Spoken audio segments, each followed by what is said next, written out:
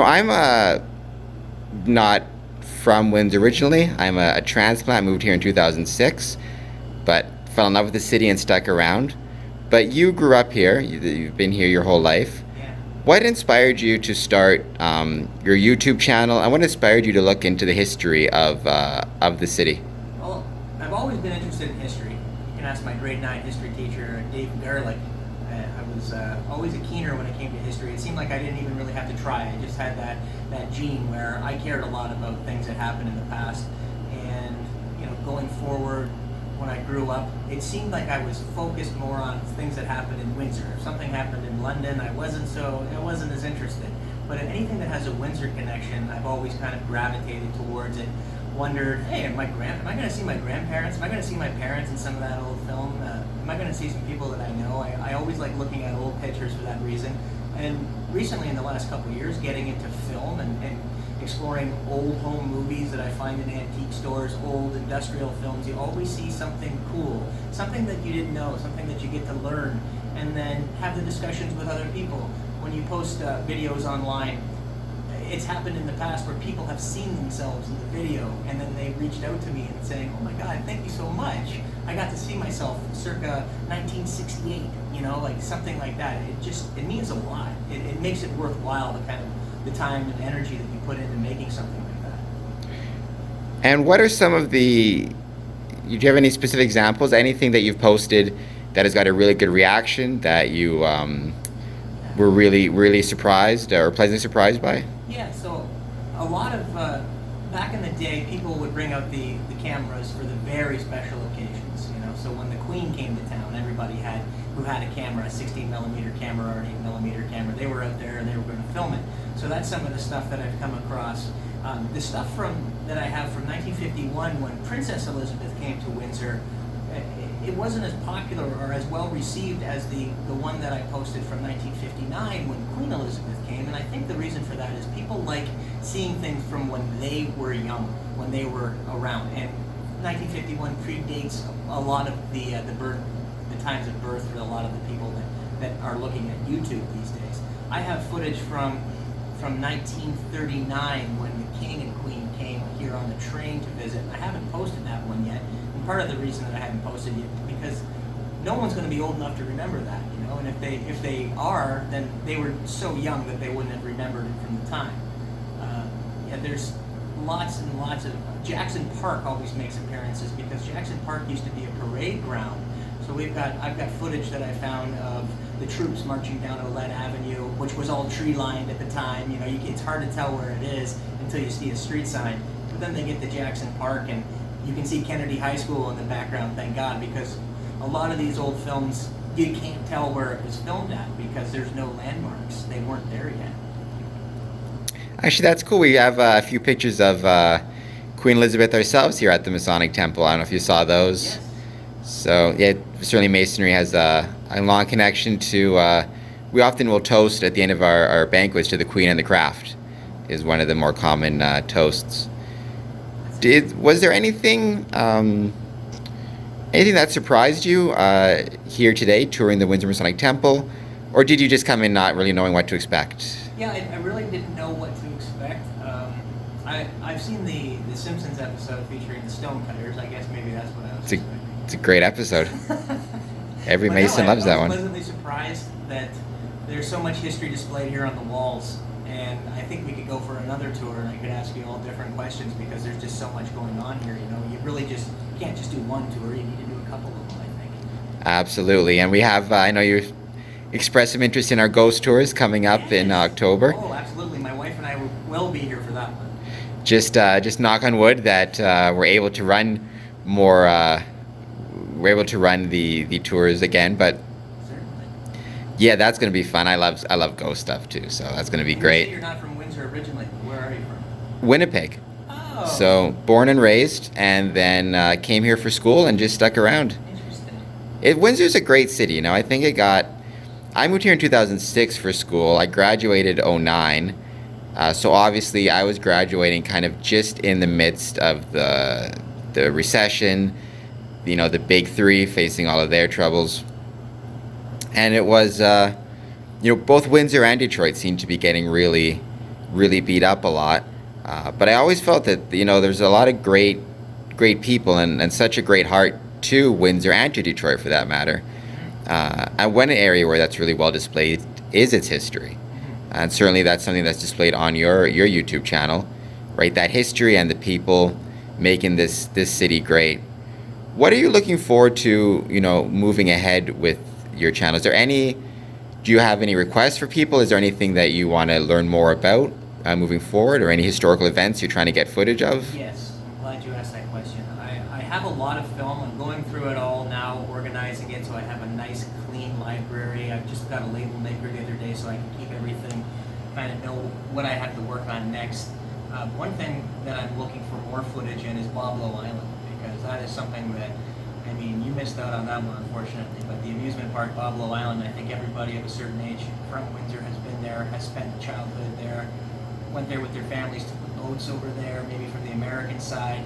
There's a lot of history there too as well, and now it's a housing development, I would love to see some old footage of Boblo, maybe even the dance hall over there. Architecturally significant dance hall. It was designed by Albert Kahn, and it's over 100 years old. But Boblo Island is a big one I would love to see more footage of going forward. I actually got to go to Boblo Island. Oh, okay. Once. So Amherstburg has a Masonic lodge that meets at the Amherstburg Masonic Temple called Thistle Lodge. And it is the oldest Masonic lodge in this region. Dates to 1804, if I do recall correctly.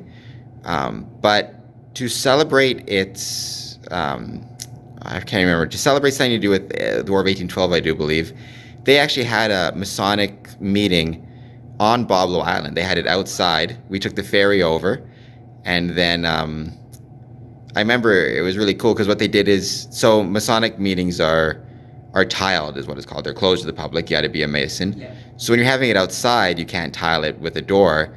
What they did is they stationed Masons at the entrances to the paths, and then they had whistles. Oh. And they used whistles to, if you whistle 3 times, you know that you can begin the meeting, and there's nobody floating around. Oh, okay, well that's an interesting idea, having it on Boblo. So yeah, so I never got to be there, obviously, for the fair, but I got to at least visit there once for a Masonic meeting. That's great. I remember, I don't know if you have any footage of Fast Eddie's, No. but I remember visiting that. I used to come here. They had the Windsor indoor track meet for people with disabilities, for wheelchair track. So when I was growing up in Winnipeg, I was in wheelchair track, and I came here a couple times for the track meet. And I remember just going to Fast Eddie's all the time. I used to love that place. Me too. I think I probably spent hundreds of dollars in loonies playing the Lost World Jurassic Park game. Oh, I was so sad when I came back. 2006, I hadn't visited Windsor in about 10 years. Come back, and I'm looking for it, and I'm trying to remember where it was, and then I finally realized it's gone. It's too bad. I like that block, that whole Norwich block. And I was around when they tore it down, and I didn't have an appreciation for it at the time. But now I find myself looking for photographs of it. I would love to see some film of that as well.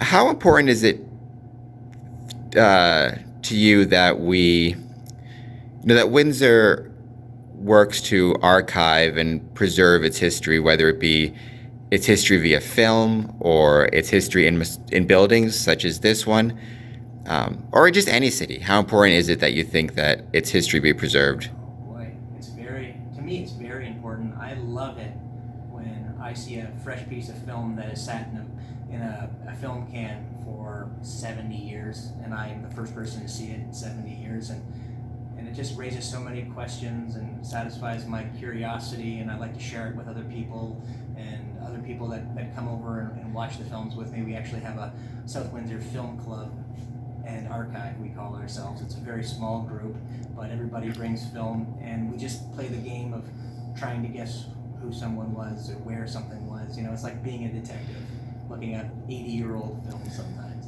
It's lovely. I love it. It's a fun hobby. And speaking of being a detective, you mentioned that you believe your family has some Masonic connections, both to the Eastern Star Yes. and perhaps to Masonry itself.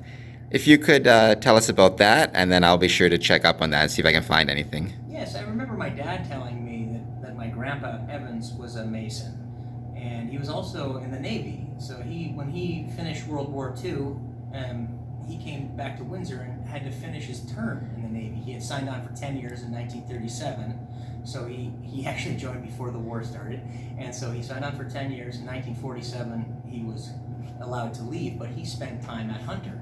So it would make sense that he was over here as a Mason when he was trying to get into his career with the Windsor Utilities Commission.